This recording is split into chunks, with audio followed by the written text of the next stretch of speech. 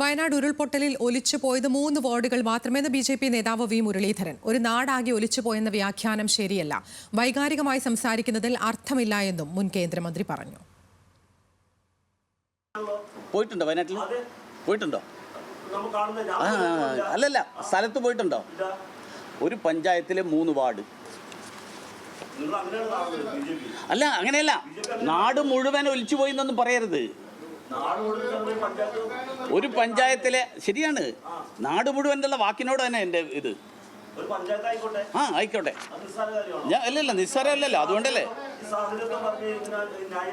സാങ്കേതികത്വം അല്ല എൻ്റെ സുഹൃത്തെ. നിയമം, നാട്ടിലെ നിയമം.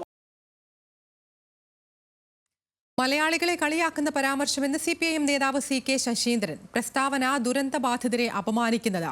മുരളീധരൻ മലയാളികളോട് മാപ്പു പറയണമെന്നും CK ശശീന്ദ്രൻ.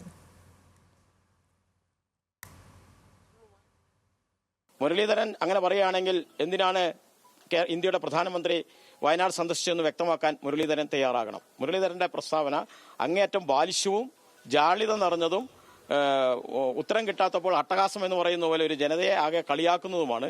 മുരളീധരൻ ആ കാര്യത്തിൽ മലയാളികളുടെ ആകെ മാപ്പ് പറയേണ്ടതാണ്. മലയാളികളെയാണ് കളിയാക്കുന്നത്, അല്ലാതെ ഈ ദുരന്തബാധിതരെ മാത്രമല്ല.